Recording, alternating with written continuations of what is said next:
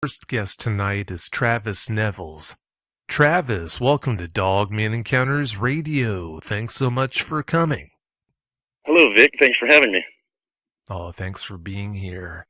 Travis, please give us a brief bio on yourself. Well, I'm a musician. I was formerly a chef, and my hands kind of got messed up. I've recently had 5 surgeries from the elbows down from playing the guitar too much in the early 90s. I went into security work for a little while when I started having hand problems down in Texas and lived around Austin. And I moved up to Arkansas about 9 years ago, and that's about it. I hope that gets better soon. Thank you. You're welcome. Please tell us about the Knowers of Sasquatch Journal and Reverb Twang, your YouTube channel. Well, I've had the Reverb Twang YouTube channel for a while, and I've did everything from filming sporting events to nature.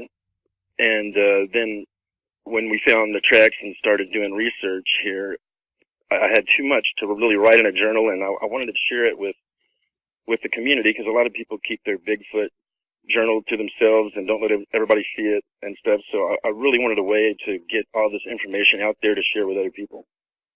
I haven't had a chance to check out that YouTube channel yet, but I fully intend to. Sounds like it's got a lot of good stuff on it from talking to you in that pre-interview. Travis, you had your Dogman encounter because you were out investigating Sasquatch activity in your research area. How did you get into researching Sasquatch in the first place?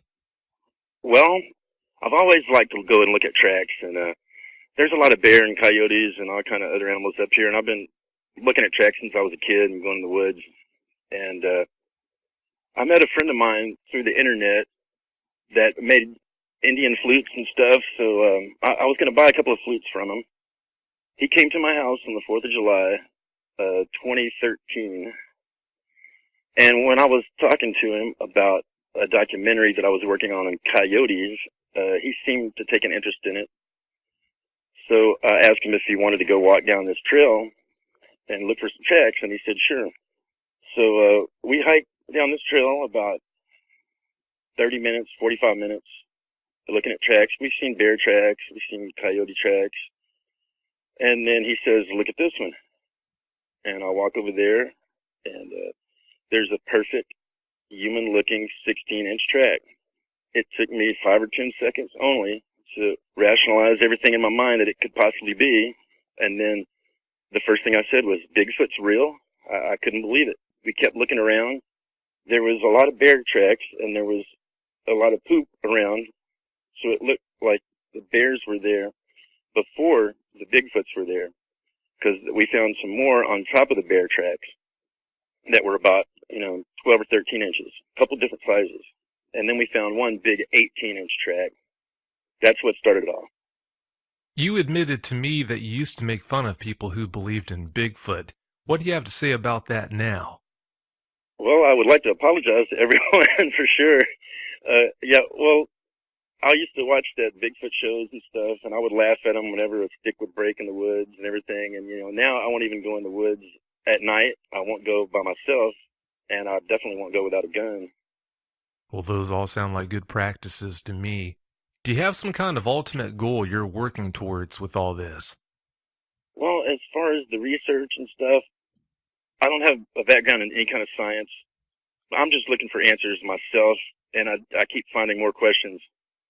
Yeah, it's kind of funny how that works. The more you find out about all of this, the more questions you wind up having. Pretty frustrating. What have you done to increase your knowledge about cryptids in general?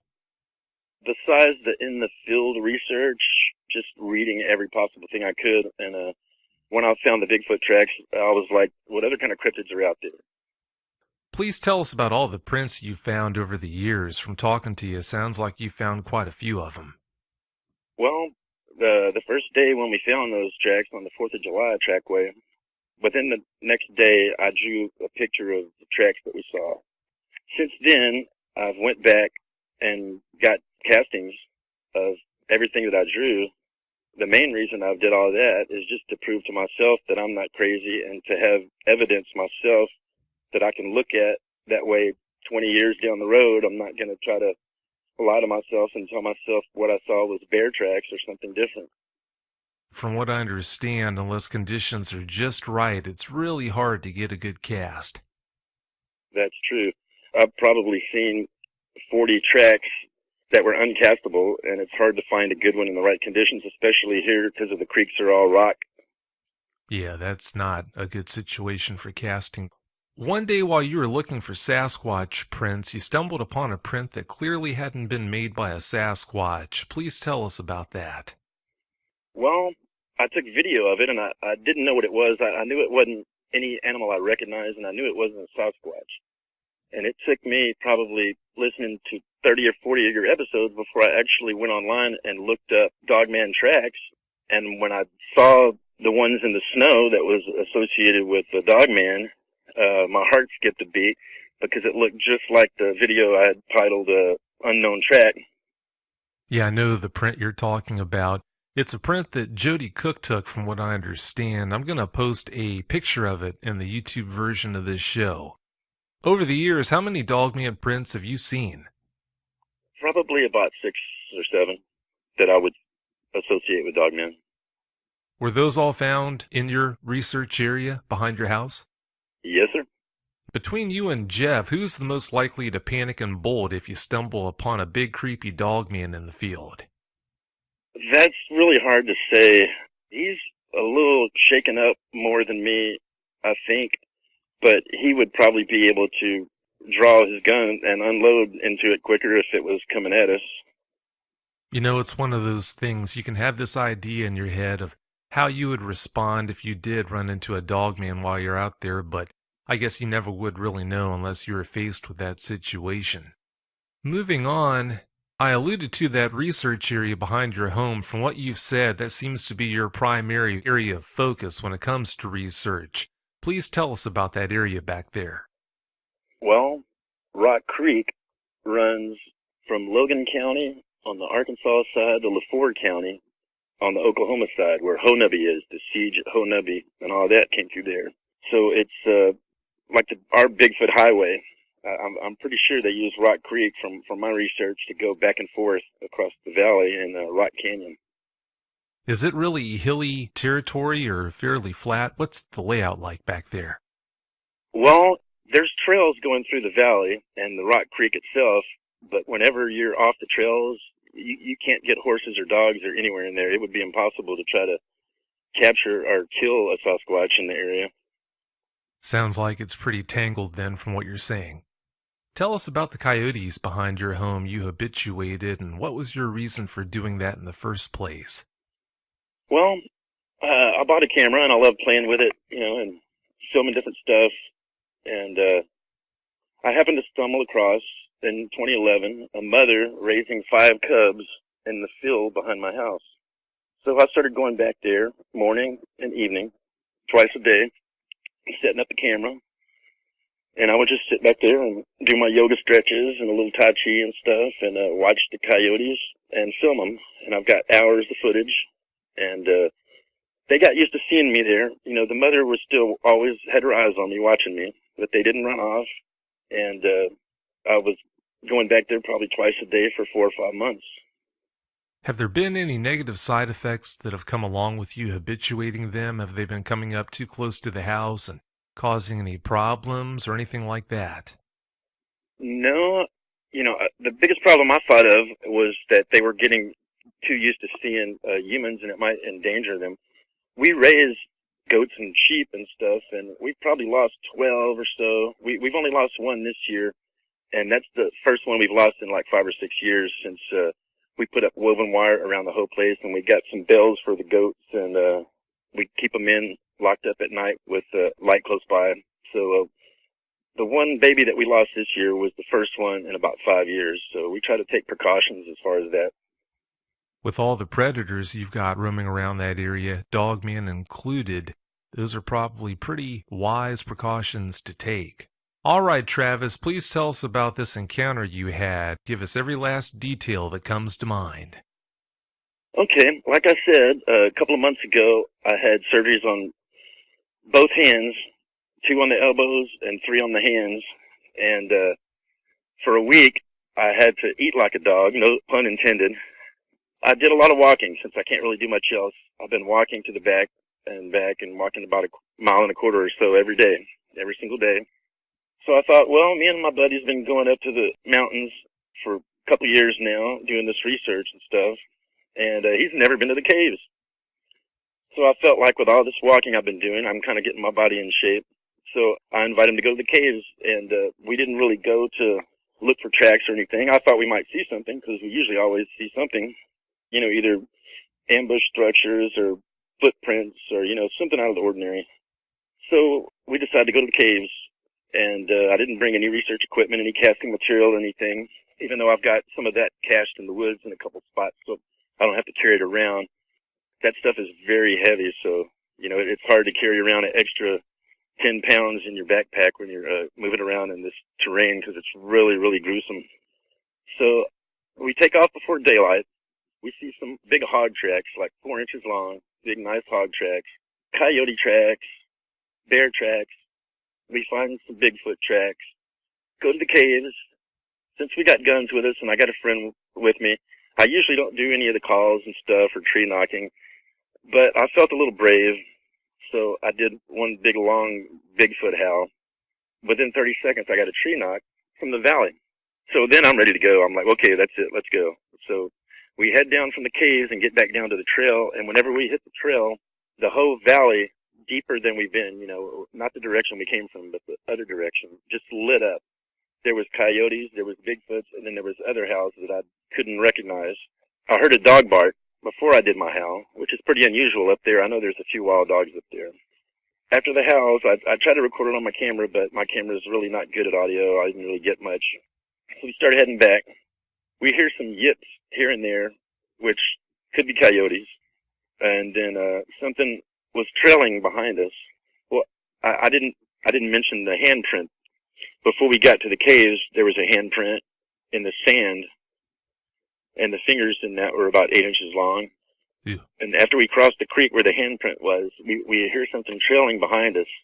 Then we get up about another mile, and we find a dogman track. And it has 3 big-looking toes in the front, and it comes down like a hill in the back. The whole thing was probably 9 inches long. And it wasn't there whenever we went to the caves. So this thing that's trailing us took the canyon and went around through the canyon and cut back in front of us and left that track. And it ended up following us for like 3 miles. We could hear it run ahead of us, and then we would catch up to it and pass it, and then it would go back ahead of us again. And we could hear it. It wasn't trying to be quiet, you know, and just to make sure I wasn't crazy, I would ask my friend, where do you hear it now? And he would point in the direction. I'd be like, yep, that's where I hear it. And we'd just keep walking. I didn't bring my dog because it was such a long hike to the caves, and she has seizures sometimes, so I really don't want to get her too deep in the woods these days. So we keep walking, and then we come across some tracks on the left side of the mud, and there's like 5 or 6 more of the same kind of tracks. And these are deep in the mud and just really, really nice looking tracks. They weren't there when we first went either. So we keep walking. We get up to the ridge where it goes up high on the right, and the creek's way down the hill to the left. The trail goes away from the creek. And my friend sees something running down the trail. He says, I just saw something running down the trail there. He didn't tell me what he saw. So we get down the hill, finally, where the trail goes back down close to the creek. And we're walking, and I see something red on the creek, down on Rock Creek. So I'm like, hey, look at that. Do you see that red thing? That's awful red. That's not natural. Because it was like blood red, and it wasn't like you know, it was out of place. So I want to check it out. I'm like, I'm going to go down and check it out. My friend's like, dude, are you sure you want to do that? And I'm like, yeah, I'm going to go check it out. And, you know, he didn't tell me what he saw. I walked down to the creek, and it's a poncho draped over a tree. So I pick up the poncho and start bringing it with me.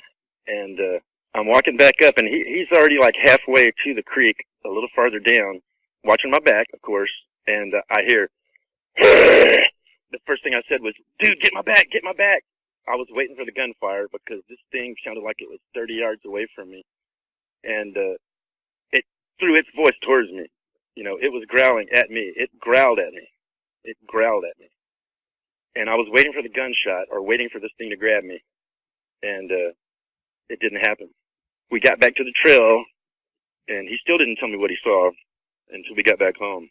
Just so the listeners know, I wasn't drinking or anything, but as soon as I walked in the door, I was ready for a shot of rum, and I hardly drink at all these days, but that's one time in my life that I can say I probably needed a drink. Yeah, I'd say so. If you weren't a drinker at that point, it'd probably be a good time to start drinking. you know, but Right. I want to interject something here, Travis. That print that you saw that looked like it had, as you described it to me in the pre-interview, doggish looking toes with a heel, more of a human looking heel pressed into the back of the print. Canine type dog men will sometimes kind of squat down on their hocks a little bit, and it'll leave an artifact in the print that looks kind of like a heel. I wonder if that's not what you saw there. You said the print was only about 9 inches long. If that was the case, then maybe it just squatted down partially in that mud, and that's why it didn't extend all the way back to show the full length of that hock. What do you think about that idea? Well, that sounds about right compared to the one that I casted this morning when we went back, because it was more deep and it was longer and more detailed. It did seem like that, and there was very detailed claws in the toes. I wish I could cast that one. It's almost at the caves, and it's a long ways, and we've even had some rain, so I don't even know if it's still there. But it did look a little different than the other ones, and that's probably a good call.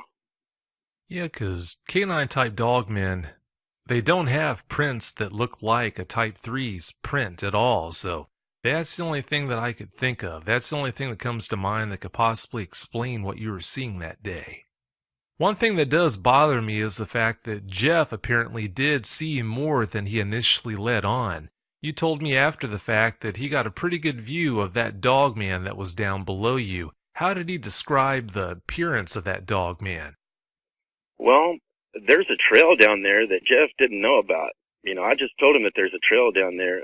It's not as good a walking trail as the others, but hunters use it to go along the creek. But he said it was 7 to 7.5 feet and much heavier than him or me. It was about 60 yards away, traveling the same direction that we were to get ahead of us. And he said it was dark brown or black, and the fur was covering the whole body, and it moved hunched over, and the head was like wolf-shaped. He said the arms was, I'm reading here, the arms were longer than ours, but also longer than what a human would be that size. And the hands looked huge. He didn't know if they ended in claws. He couldn't see it that close, and he couldn't see the eye color or anything. But he said the knees were bent backwards like the hind legs of a dog, and he called it a skinwalker. Yeah, from those physical features that he commented on, sounds like he did a pretty typical description of a canine type dog man to me. That's what I would expect for him to report if he really did see one. Were you upset with him because he didn't tell you that he had seen that dog man clearly before he allowed you to go down to look at that poncho? Yeah, I was, even though his reasons, I mean, he didn't want to freak me out too bad up there, but, I kind of probably needed to be a little freaked out, because I obviously wasn't freaked out enough when I walked down to the creek. If he would have told me what he saw and that it was, doing a trot, like he said, that wasn't even a jog, and it was probably going 20 to 25 miles an hour, and it looked like the werewolf from Skyrim is how he described it. I probably wouldn't have went down to the creek to check on the poncho. Yeah, I don't think many people would have. Yeah, that's information that you need to know right away. Don't hold out info like that. In the pre-interview, you voiced concerns to me about the possibility that the dogman you and Jeff encountered that day followed you home. Have you seen anything that leads you to believe it did follow you home that day? No, I was just concerned that maybe the smell, because if it could smell anything like a wolf or a dog and has that sharper sense of smell, then I'm sure it knows where I live, because this isn't far from my home at all. The back of our property is probably a mile and a half, how the crow flies, from where we've found some of the tracks. After having an encounter with a dogman that close to your home, I really hate to be the bearer of bad news, but unfortunately I can't see how it wouldn't have at least followed you home one of the times that you had gone back there and ventured back home. I've got no doubts whatsoever it knows where you live, unfortunately. I also, unfortunately, wouldn't be surprised if it did pay you a visit sometime. Hopefully it's not going to be a bad one, but as curious as they are and mischievous at the same time, I'd be really surprised if it didn't do that. Even though we drive to the entrance to the woods where we go hike from, and it's about 7/10 of a mile from my house or so, it is still, it's still disconcerting knowing how well their sense of smell is. And, I wouldn't doubt if he showed up, but if he does, I've got silver bullets ready. Well, I'd highly recommend you don't pull the trigger on that dog man unless you think or even know that you're going to die, because if you do pull that trigger in a situation where you didn't have to, you really increase the chances that you just might die. Right. Well, I know for sure, without a doubt, that I'm going to die. Well, hopefully someday way down the road in the future rather than sooner. Right. At least I hope. You told me that you don't think fans of your YouTube channel will like you talking about your dogman experiences. Why do you think that? Whenever I first saw the Bigfoot tracks, the first thing I said was, Bigfoot's real. And the second thing I said was, why did it have to be me? Because a lot of people think I'm a conspiracy theorist anyway about stuff. My friends at first were like, oh, Travis is going crazy. And until they started seeing that I was collecting footprint tracks and I'm posting all this stuff. And then they're like, well, maybe he's onto something. That's pretty interesting. That's an interesting track. And then now with the Dogman thing, it's like people have a easier time believing in Sasquatch because there's more information out there. Even though werewolves and dogmen and Anubis and all this stuff has been around for, hundreds or thousands of years. And people just have a harder time dealing with it, including myself. I'm kind of having a hard time with it. Yeah, even if you see one at 5 feet, it's still hard to wrap your head around. The idea that something like that could exist, it's just beyond comprehension. Please tell us about the time you, your dog, and Jeff were chased out of the woods by those things that surrounded you that day. Well, we were up on the ridge. I didn't have any falsetto because I was developing a cold, so I couldn't do any kind of whoops or anything. I usually don't do that kind of stuff anyway, but I decided to do a couple tree knocks, and I was doing some low monkey noises, like ooh, ooh, ooh, like that, just real low kind of ape-type noises. We kept walking down the ridge, and then something came to the top of the ridge, to the right of us, and started trailing us. And then we got down to the bottom of the ridge. There was a little break spot there. We took a break, and Jeff started playing some crying babies on his cell phone. And it wasn't really that loud. It's a cell phone. It can't really get that loud. And then whatever was trailing us up the hill came closer. And then there was something down by the creek that come up. And then there was something in the other direction that we weren't going out. So me and my dog and Jeff sitting there looking at each other, and neither one of us said anything. My dog looked at me. I looked at my dog. We all looked at each other in the eyes, and we knew that we were surrounded. We didn't have to say anything. I think one of us said, "You ready?" And we're like, "Yeah," and we just go, and we start walking out. And as we're walking out of the woods, we're being trailed from 9 o'clock, 3 o'clock, and 6 o'clock. I'm kind of backing out of the woods, watching my back, because something's at our 6 o'clock, and I don't want it to sneak up on us. That's when I see movement from one big tree to another, and it just moved from one tree to another real quick. It looked about 8 foot tall, solid black. It didn't look fat like I would expect a Sasquatch to look. It looked more skinny and tall, kind of lanky and tall. Did you ever get a chance to see its head, whatever it was? No, I didn't get a good look at it. I just saw something black, about 8 foot tall, jump from one side to another. No one can fault you for not being able to take a good look at its head. You weren't expecting to see it up there in the first place. It might have been a dog man. They do spend a lot of time in trees, at least it would seem. But everything that's up in the tree like that moves and is large isn't a dog man, of course, so who knows what it was. Please tell us about the Oklahoma sightings you've been researching, including the Howler reports. Well, I've noticed that there's other cryptids around. There's actually hyena reports in the Arkansas area that could be a dogman on all fours, or it could be Bigfoots on all fours. There's reports of dogmen in Heavener, Oklahoma, which is right across the mountain. There's big cat reports too, as far as other cryptids, and I've found 6-inch long fur balls myself that are solid black that looks exactly like the fur balls that they find on the jaguars in South America. From what I understand, the day after you had that initial encounter with that dog man, you and Jeff, you went back the next day to look for prints. You had something interesting happen. Please tell us about that. Well, I don't know why, and I don't know how we ended up going back, because after being growled at, I was pretty much terrified. Both of us are pretty crazy guys, but there was just something that drew us back up there. We wanted to go cast the footprints. All I had was a can of Big Gap filler. I use that stuff to cast tracks quite a bit because it dries quick. 30 minutes or an hour, you can take your track and go, and you don't have to go back the next day, which is what we were trying to avoid, is going back there as much as possible. So we went up there, and we almost walked all the way to the caves looking for these tracks. Somehow we missed them on the way. I started casting a couple of Bigfoot tracks, because we stepped over a dozen Bigfoot tracks. As a matter of fact, I saw a mountain lion track this morning, and I laughed at it and just stepped right over it, because that's kind of the least of my concern these days. I was casting these 2 Bigfoot tracks, and it was a smell that was awful. It was just real fishy, awful smell. We waited for the cast to dry, and we picked up the tracks and started heading back, and we were trailed again about 3 miles again. We could hear the bipedal steps clunk, clunk, clunk, clunk, clunk in the grass to the left of us, or in the woods to the left of us. And it was just, you could tell it was bipedal track. I don't know if you've heard a turkey running in the woods, but it sounded bipedal. Turkeys make that sound. Turkeys are bipedal. It sounded like a jog to the left of us, and it definitely followed us again. We went back this morning to get the tracks because we finally found them on the way out.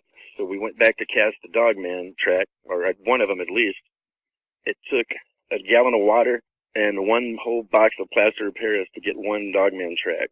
While I'm casting the track this morning, my friend's telling me, hey, hurry up, hurry up. And I could see him and my dog looking behind us, and he told me that he heard bipedal steps again, but this time it was more like a sneaking kind of bipedal. My dog looked concerned too. She heard it, and she was looking in that direction. That's one reason I like to have her with me, for the extra ears and nose. Since we wasn't going all the way to the caves, I took Mika's dog with me this morning. I finished the track, and instead of measuring the distance between footprints and getting good pictures of all the other tracks like I wanted to, we just went ahead and left. And we're going to go back and get that track in the morning, and I'm going to try to measure distance between tracks and get some pictures of the other tracks and stuff while I'm up there. Hopefully we won't have anything sneaking up on us tomorrow. I hope not, too. That's got to be awfully unnerving hearing something trying to sneak up on you like that. Yeah, there's videos on the internet of how to cast Bigfoot tracks. People step in the mud and cast their own footprint, but it's a lot different casting an 18-inch track when you're in the middle of the woods and you smell some funk and you got something sneaking up on you. Yeah, I can only imagine that really drives the stakes up quite a bit. Now the dogmen are in your area, has that seemingly affected the Sasquatch there too? I think the Sasquatch are deeper in the woods now, but that could be because of the water. We're kind of in a drought right now, and the water's deeper in, so I don't think it really affects them that much. It's funny how Sasquatch seem to act differently in various areas of the country whenever dogmen are around. In some areas, in my opinion, in most areas, whenever dogmen move into the area, Sasquatch seem to head for the high country, but there are areas where people report that the Sasquatch don't seem to move off all that much. It's almost like they're not all that bothered by the fact that the dogmen are there. That's just another thing that's really hard to understand and figure out. Now that you know dogmen are out there, Travis, how has that changed your outlook on Bigfoot? Well, I used to be hiking through the woods doing my research, and I'd hear something off in the woods, and I'd be like, oh, I hope that's not a Sam Squanch. But now these days, I hear something trailing me in the woods, and I'll be like, God, I hope that's a Sasquatch. Yeah, it's funny how your outlook changes whenever dogmen come into the picture. In the pre-interview, you told me that the show played a role in you being so precautious around the dogmen in your area. Is there anything in particular you've heard on the show here that's made you so careful around them? The fact that they don't seem to be docile at all, and they seem to be vicious. A lot of Bigfoot reports, they're not really vicious unless they're provoked. The fact that their legs are backwards, it freaks me out, and the fact that they've been to children's windows, tapping on the windows, and the fact that people feel a sense of evil when they're around, all that stuff freaks me out. Yeah, that's pretty typical. They are the embodiment of creepy. From what I understand, you've been having some nightmares lately. Tell us about that. Well, since I was growled at, and we've had the encounters, my sleep has been really restless, and usually I'm running from them, or trying to fight them, or trying to find a way to kill them or something, or get away from them in my dream. And I'm hoping this doesn't keep occurring. I'm hoping my sleep returns back to normal. Well, I hope it does too. Please tell us about your poncho experience you had this morning. Well, we walked down to cast one of the dogman tracks, and we didn't see the poncho there. Whenever we left, I hung the poncho right by the trail over a stump, or a limb sticking out over the trail. Whenever we went this morning, I didn't see it. Whenever we were coming back, I mentioned to Jeff, did you notice anything about the poncho? And he's like, yeah, it was gone. And I'm like, Neither one of us saw it. And then whenever we were coming back, we rounded the curve, and there's the poncho right there on the trail, hanging on a limb, right in the middle of the trail where we walked past earlier in the morning. That sounds more like a Sasquatch type of a trick to me than a dogman type of thing. I'm not sure if dogmen will even pull tricks like that on you in the first place. They might, but I can't say that I've ever heard of anyone seeing them doing something like that, so it really makes you wonder. Well, that's good to know. Yeah, hopefully it was Sasquatch that were doing that. All right, Travis, do you have any closing comments you'd like to share? Well, the only comment that I would have is to tell the listeners to make sure that they watch their back when they're in the woods. Take a gun, take a friend, take a dog, and just know that there's other things out in the woods that we're not being told about. There's other type of cryptids, Sasquatch, dogmen, big cats, and who knows what else. Yeah, if Sasquatch and dogmen are out there, it does make you wonder what else is too. Well, thanks again, Travis, so much for coming on. I really appreciate it. Thank you for having me, Vic. Well, have yourself a great night. Thank you. You too. Thank you. Bye. Bye.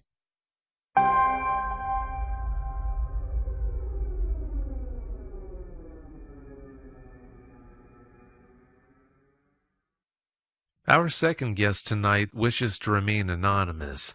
For that reason, I'm going to refer to him as Eric during the show. Eric, welcome to Dogman Encounters Radio. Thanks so much for coming. Thank you. I'm glad to be here. Eric, please give us a brief bio on yourself. Well, I'm 26 years old. I am really active with my Boy Scout troop. Every time that there is a camp out, I'll try to go with them. And I have always been active with the Boy Scouts. I've been attending meetings and been camping out since the age of 12. I decided being at the forest for a very long time. Every time I get to go by myself, just to enjoy the outdoors, I do. In fact, one time during my second year in camping, I managed to encounter a bear by myself. Young, I tried to ignore the rules of being with a buddy, so I ventured up into my campsite. That's where I found the bear eating some trash that some people left behind. I guess that was my first real encounter with nature and the creatures that are inhabited. Also, I enjoy shooting for sport, and I do own several guns, and I'm quite proficient with them. Right now, I just am studying at the university. Running into a bear like that on one of your first outings into the woods, that's one heck of an intro, to say the least. Yeah, it was intimidating, but thankfully, it was a juvenile. It wasn't fully grown. Still, for a 13-year-old who was probably 5'5", encountering a creature that was probably as tall as myself and as menacing. But from my perspective, anyway, there's a difference between seeing a bear at the zoo with the protection of the rails or glass and finding it right there in front of you, no more than 20 yards away, with nothing in between but a trash can. Yeah, there is a big difference when there aren't any bars between you two. Before the incident you're here to talk about happened, Derek, how much time had you spent in the woods? It sounds like you had spent quite a bit of time out there. Yeah, I enjoy camping. There's several camps. Fortunately, where I live, it's desert, but I enjoy doing the travel time to go to New Mexico, which is my closest forest area. I enjoy going to that area a lot, Lake Roberts, outside of Cloudcroft, and of course when I joined the Boy Scouts and we do some other outings even in the desert, at the mountains. It's always good fun. I just enjoy the peace and quiet that I get when I'm there. The wind, the cool, because I am here at the desert, so it's always a treat for me to be there. I try to get as much out as much as I can.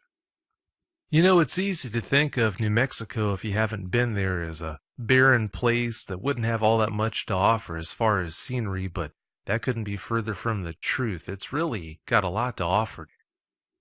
Oh yeah, definitely. Especially here, when I make my trip, there's this space when you see when you see nothing more but desert and the desert plants con gobernadoras here.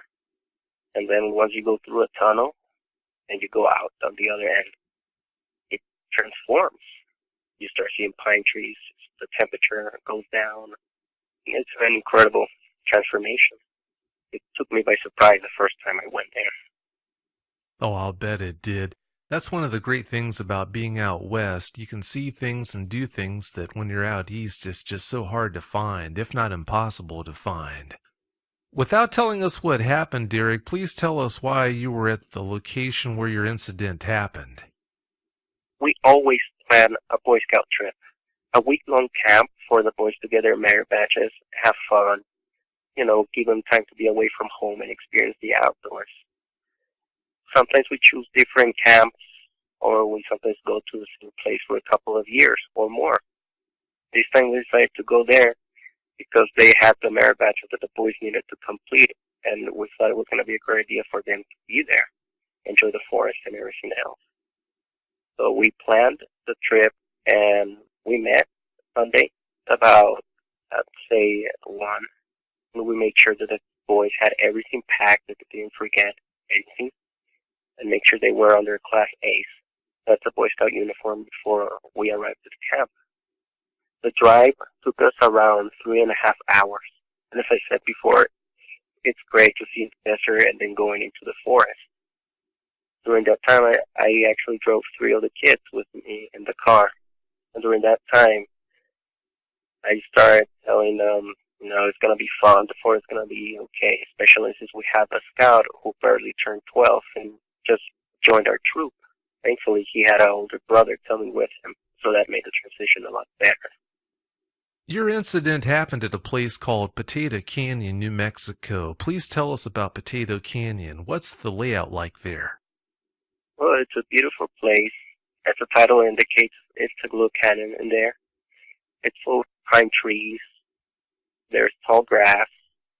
It's several miles away from Cloudcroft. There's a couple of farms in between the area. Then there's the Boy Scout Lodge and several designated campsites with tents, a place area for us to sleep. We're surrounded by forests, by pine trees, tall grass, and since it's a canyon, it's a little bit upward, the elevation. So there's a lot of hiking going around. Sounds like a really neat place to me. It is. It's beautiful. Oh, it sounds like it. All right, let's jump right into what happened to you and your troop that night. Please give us every last detail that comes to mind. We arrived at around 5:45, almost 6. Dinner already started, so everyone was already at the dining hall. Since we already had dinner, preparing for that, we took some of our stuff and hiked up to our campsite. The ranger, he helped us bring the rest of our tents, cots, and all the other necessities. And afterwards, we helped the kids set up everything at camp, so it would be ready for that night. After the kids were settled in and we had our tents and everything, the scoutmaster went down for a meeting down there, and I was in charge of the boys. I stayed up there with the rest of the kids as him and the SPL, the senior patrol leader of the troop, went down to know what was going on with the camp, see what rules or what things needed to be obeyed during our stay in there. While we were there, the kids were behaving like kids, loudly laughing, joking around, stuff the kids do. Afterwards, around, I'd say 8:30, the scoutmaster and the senior patrol leader returned and pretty much told us what was expected. We were allowed, actually, to have campfires this year. Last year, because it was so dry, we couldn't, so there was a fire ban. Thankfully, this year it wasn't. The kids got really excited, but unfortunately, since it had rained the last couple of days, the wood, the grass, everything was a little bit too wet still. So as much as they tried to make a campfire, everything was too wet, so we couldn't do it that night. They were a little bit disappointed, but it was already closing to 10, which was lights out for us, meaning that we needed to be in our tents, inside our sleeping bags by then. So we pretty much heard the kids towards their tents and told them that if they needed anything, just to call us. The scoutmaster slept at one side of the campsite, and I slept in the other with the kids in the middle, just so that we could be closer. If the kids near or something, one of us would be closer to them. And everything was normal. Nothing was out of the ordinary. It was just, it's always been all of my years that I've been camping with the Boy Scouts. After everything was settled in, I kept my cell phone and saw it was around 10:20. Everything was okay. That's when the most terrifying sound I have ever heard in my entire life woke me up. I know it might sound slightly ridiculous. I was not even sure myself how to describe this type of sound, but it was a monumental bark. It was incredibly powerful. I would go as to describe it as a shotgun bark. It was crazy. I didn't know what to do at that point, so I looked at my phone again to see what time it was, and saw that it was 11:45. I still remember that because it woke me up in my mind, and every single detail just got burned into my brain. After hearing that bark and hearing it echo throughout the canyon, I wasn't even sure what could have made that sound. That's what scared me at first. Being outside, being at the forest as much as I've been, helping with the Boy Scouts as much as I have never, ever heard anything like it. And even that, and that's including me at my third year at camp, hearing a terrifying scream of what I now call a cougar, a mountain lion. That those terrifying screams that they do, which sound like a woman getting killed. They heard that in the middle of the forest, near at another camp, around that general area. I didn't know what it was, but eventually as I grew up and I spent more time and talked with some other people there, they informed me that it was a mountain lion. So I have heard that scream like that. I heard elk before. I have heard coyotes as well. Bears too. But that sound that I heard was something incredible. It kind of hurt my head a little bit, just how powerful it was. I felt it go right through me. A couple of minutes afterwards, though, I heard a second, not as powerful bark. It sounded more submissive, kind of like if they were two things there. One obviously seemed to be in control while the other wasn't. I would say kind of felt like it was at its mercy. My mind went completely blank. I didn't know what to think at that moment. I just simply couldn't identify it. It certainly wasn't any of the animals I was familiar with of that area, unless there was something completely different there at that time. What I did notice was a lack of sound that happened during that time. There's usually a couple of birds singing or making some kind of noise during the night. You can hear the wildlife, squirrels, or raccoons just roaming around, but this time everything was simply quiet. Nothing nothing was making a sound after that. And it remained like that for a couple of minutes, maybe a little bit longer, a few minutes more probably, until I heard the ranger's dogs barking. And it took them several minutes. I do not know why it took them so long, but I would think for a dog, probably the hardest to believe to gather its courage to go and bark at whatever that thing was.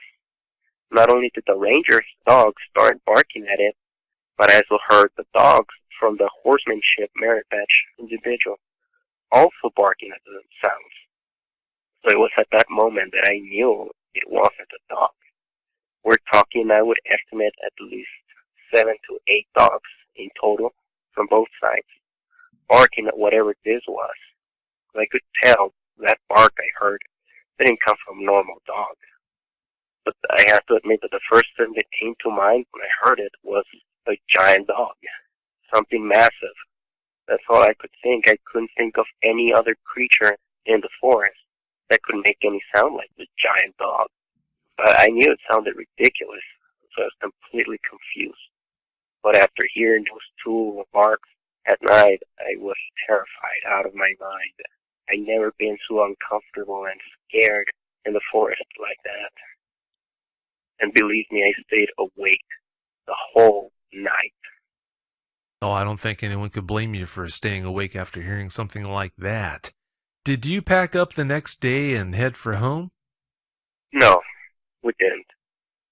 Ooh, took a lot of guts to stick it out after hearing something like that. There are different kinds of barks. You've got big dogs that sound more like they're woofing than barking, and then you've got other dogs that have a sharp, true barking sound like a German Shepherd. Was this sound that you heard, was it more like a woof or more like a super loud, sharp bark? How would you describe it? I would describe it as a loud, tremendous, sharp bark. A loud, sharp bark. These things apparently make a lot of noises, but I've got to admit I've never heard any recordings where it sounded like they were barking. From what you told me, you never did see what was making those sounds, so we never will know what it was. All we can do is guess. But I can't think of anything else in the woods that could make a sound like that. I can't even go as far as to say that I know dogmen would bark like that. It's just so far out of what I have ever heard about these things, I'm not really sure what to think. Having said that, how close would you say you were to what was making those sounds? Unfortunately, I'm not really good at telling distances when it happens like that, especially when it came to a sound so powerful like that. But if I have to guess, now that I have some time to think about it, I think a little bit less than a quarter of a mile away from where we were. And I was grateful that there were at least 2 other campsites between us and the general direction of where it came. Ooh, can you imagine what the people in those campsites were thinking and going through when all this was going on? I didn't ask afterwards, yeah, unfortunately. I just didn't. It's one of those instances in which you hear something so alien, so strange. And since I didn't see anything, I didn't really ask anyone around if they have heard anything. Because I wasn't sure myself what to think at that moment, and I wasn't aware of any creature that could make any sound like that. Yeah, I think you handled it the right way. Did anyone get out of their tent while these noises were going on? Definitely not. No one that I could hear. No one got out of there to investigate anything. I know I wouldn't go out after hearing that. No, I don't blame you at all. When you first woke up and heard those horrifying sounds, did you have any thoughts on what might have been making them? The only thing that came to mind when I heard that was giant dog. After all, it was a bark. It was loud. It was short. It was only one, but it was powerful, and it was a bark. Thereby, as funny as it might sound, that's the first thing that popped to my mind. Giant dog. Or at the very least, something with incredible lung capacity. Looking back on it now, are you glad that you never did get a chance to see what it was that was making those sounds, or is your curiosity eating away at you to the point where you do wish you would have been able to see it? Well, at that time, I was curious, but fear kept me inside my tent and wouldn't let me go out. But now, I really wish I knew what made that sound, just to make sure what it was. Because it was definitely something I have never, ever heard in my life. And I really want to know what it was. It was big, that I can tell 100%. It was big, had massive lung capacity. It had to be a really big animal to make that kind of sound. But I really wish I could gone out and find out what it was. I know right now you're curious about what it was, but I'm not so sure if the situation had presented itself where you had a chance to see this thing. I can't see that turning out all that well for you, but that's just my opinion. How long did you say you heard those strange noises? I'm kind of fuzzy on that. I'd say the first one lasted about 10 seconds with echo, and the following one happened a couple of minutes right after, also taking a couple of seconds as well. It was something really quick. If I have to throw a theory out there, it would be that whatever it was, there were at least two of them, and that one of them might have done something that the other one didn't agree with, and let him know that he wasn't happy with that. Kind of like a small argument. Kind of like when you see a pair of dogs, one is bothering the other, and the bigger one barks at the smaller one, and tell them, stay away or be quiet. And the other one responded that same way. That's how long it took. I'd say from a couple to at least 3 to 4 minutes most. It surprised me because it was powerful enough to wake me up and the other kids around me. Yeah, that's a night you're never going to forget, unfortunately. When all this was going on, could you hear people around you starting to stir, or was everyone around you silent? It sounds like they were silent. I could hear a little bit of shifting to my left where the tent of the near kids were at. They didn't speak. I didn't hear them speak. I didn't hear them say anything myself, but I did hear them shift in their sleeping bags continuously. So I would think the sound, the bark, woke them up as well, at the same time as it did me. But that was pretty much all I could see, hear. All of the kids moving. But from the other campsites, the nearest one, I couldn't hear anyone moving or going out to investigate. Everyone stayed inside their tents. Oh, I'm sure they did. I'm sure they didn't make a sound, just praying that whatever was making that sound would go away and not pay any attention to them. You said that when this was going on in your camp with your troop that no one went out of their tents, but you also did say you didn't pack up the next morning and leave. Through all this, did anyone go into the woods to try and investigate what had made those sounds? No. The kids were scared, and they didn't want to hike and see what was happening. I knew that whatever it was not going to be there, so I just spent the rest of the day just helping out the kids, seeing where they were, classes they were taking. But what some of the kids did tell me that they asked some of the staff members around if they had heard it, but they simply denied it. They said it was one of the ranger's dogs, or the horsemanship teacher's dogs. We knew it wasn't a dog, because also we heard them bark as well. It's unfortunate that the adults tried to claim it was just a regular dog that the kids had heard. The kids knew that wasn't the case, and in my opinion, that's just not the right way to handle that, but I guess you'll have that. Even though that happened, you said you stayed there for the rest of the week. Did any other strange occurrences happen while you were there for the rest of that time? No, everything the rest of the week remained extremely quiet. Everything was nice, nothing else happened. It was just that one night. But we were still scared. We were going to have a scary story time at night right next to the fire, but we decided against it after what happened. And it left us, everyone shook up. All the kids pretty much prayed that entire week to to keep whatever it was, as well as the wild animals at bay. As for myself, I didn't know what it was, and no one was really interested in finding out what it was. We simply stayed and just carried on. But I did have to use some sleep wheel just to fall asleep the rest of the week. I think most people would have a hard time falling asleep after experiencing something like that.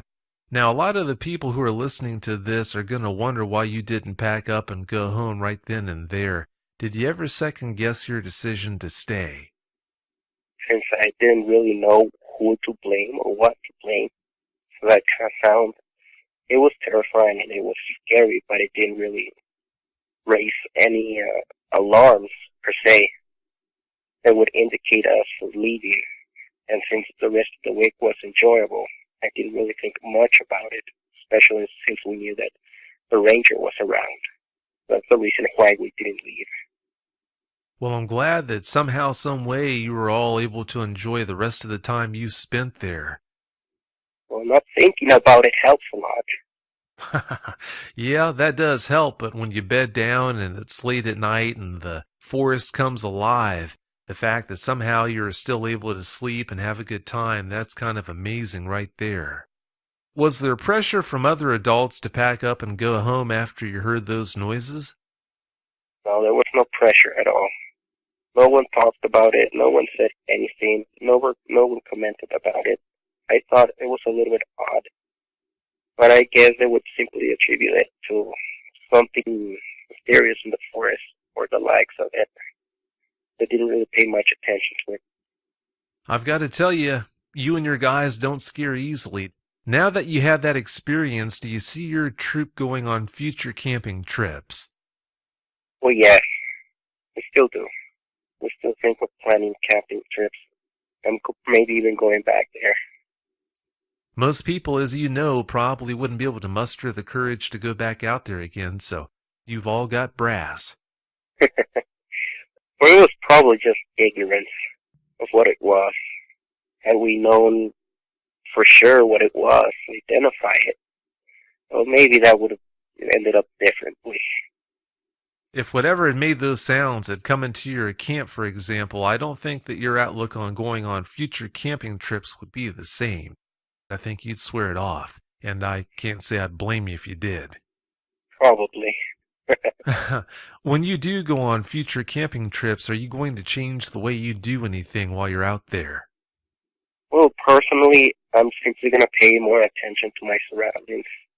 Well, a little bit extra more attention on my surroundings, just to see what I can identify or see going around, just to keep an eye. After all, we're there to take care of the kids, and if there's something we could do to protect them, I definitely would try to do everything I can in my power for that to happen. Yeah, staying really alert to your surroundings is never a bad idea when you're out there in the woods like that. All right, Eric, do you have any closing comments you'd like to share? Well, I just wish I knew what it was. I was fascinated by it, by the sound, by how it scared me, by the way how it scared everything in the forest. It's something right out of a horror movie, or a novel, or stories that other people tell you about. And that's what prompted me to try to look, research, and find what it was. And that's when I came to your show. Heard some accounts, read a little bit about the dog man, and it made sense to me. I didn't, but to be honest, I'm not sure what it'd be. It's just that seems like the most logical answer. And to be honest, I wasn't expecting that. I wasn't expecting a creature so big and terrifying to actually be stopped in the forest. Well, like a lot of people, I think you're happy to know that something like that is out there so that you can do certain things to hopefully prepare yourself and limit the chances of something bad happening to you compared to not having a clue that something like dogmen are out there and just wandering around without preparing yourself for a possible confrontation. It's not comforting knowing that they're out there, but for me, I'd rather know that they're out there and take steps to hopefully cut down the chances of having a problem than not know they're out there and put myself in some bad situations where I just might pay some kind of an unfortunate price. Like we talked about before, we don't know if it was a dog man. I guess it could have been a Sasquatch that was making those sounds. I'm not all that familiar with Sasquatches making barking sounds. I guess there have been times where they've supposedly made sounds like that, but that's the big mystery. I wouldn't know either. All I know is that it was something big and that it had massive lungs. That's all I can 100% be positive about. It had to be something big, and it had to be incredible lung capacity. I really wish I knew what it was. But for me personally, to learn that there's something out there, to learn what I heard might be one of that's curiosity is what brought me to your show, to report my encounter and see if I could get a little bit closer at finding out what it was. Well, I'm not happy that you had that incident happen to you, but I am glad you found out about this show and consequently the fact that dog men are